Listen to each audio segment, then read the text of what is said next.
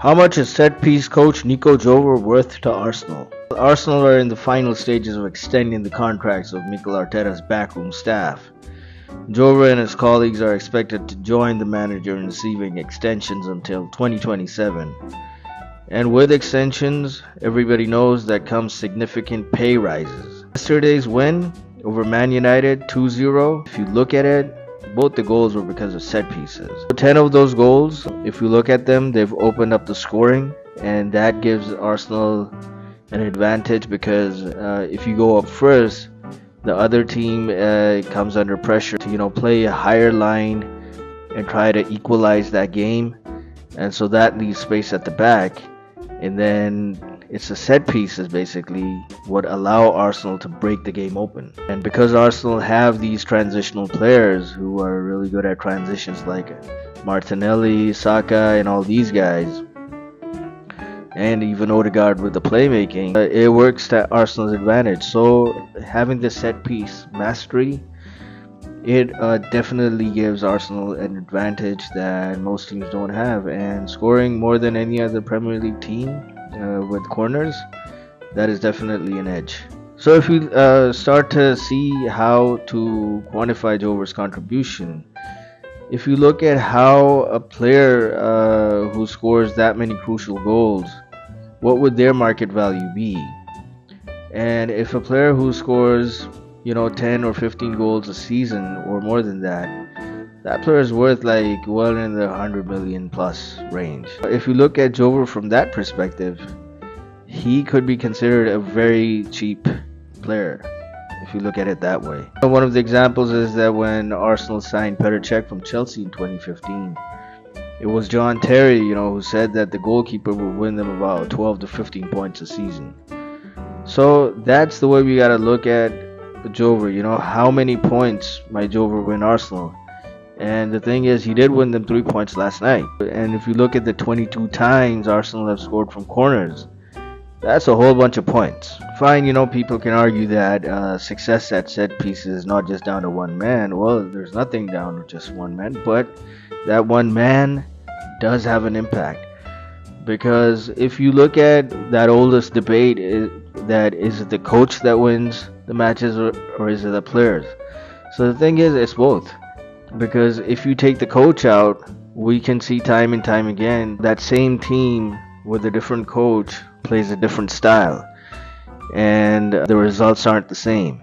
And then as soon as you change the coach, the same players, there's a bounce, and it's a totally different performance. You can look at Chelsea under Tuchel, you can look at Bayern under Hansi Flick, you can look at Barcelona under Hansi Flick. And so the same thing goes here. But then, fine, if you have the best coach and you don't have the right players, then obviously that coach starts losing as well. You can see Hansi Flick at Germany. So there are a lot of examples. If we look at how Jover came here, well, it was Arteta who brought him to Man City, and then he brought him to Arsenal. So there's a lot of trust here. You can see Jover during the match, he's on the touchline with Arteta a lot of times, more than what we see happening with other teams. And so there's a lot of advice going on. It's clear that Arteta trusts him, and he's a very important piece of the puzzle. The players have had to buy in as well, because practicing these set pieces is not always the best thing a footballer wants to do. So they got to believe in it, and with the results that are coming, it's definitely easier. And that's why the players know it, that okay, we have this special advantage because of these set pieces, and that's why they're buying into it. That's why they're training hard, and the drills are happening several times a week. Now, corners are about two things basically. One is the movement of the players in the box who are supposed to do the heading and all that stuff. And then the other is the player who is delivering the ball. So in this case, it's Declan Rice and Bukayo Saka. So the accuracy of that delivery also has a big impact. And then, yeah, fine, you can't forget the physical aspect, the height and all that. And if we look at it, last night it was corner after corner. There were 13 corners in total. against Man United. If you look at Arsenal's squad build, squad is packed with giants. They've got Gabriel, they've got William Saliba, they got Kai Havertz, they got Mikel Marino, that Spanish guy. He's also, pretty tall. Because they have that wealth of aerial power at their disposal, another tall guy like Rice, he's actually taking the corners. He's not the guy standing there right in the center about to head that ball. Arsenal have built their squad because Arteta knew that the set pieces are so important for their game plan. Needed those game-breaking dead balls against United, a 500th competitive men's game at the Emirates. But if you look at it, there was nothing happening in the first half. There was a chance by Thomas Partey. Martinelli, he got that, he was offside. But other than that, there were only 2 chances that Arsenal created. It was these set pieces that actually did make the difference in the end. Both the goals came from the corners. First goal, it was Jurrien Timber. He was rising at the near post to flick the ball into the net. It was well deserved because he was getting closer and closer to breaking his goal duck. He had a goal disallowed against Nottingham, and then there was a brilliant save against West Ham as well. But last night, Onana, he couldn't do anything about it.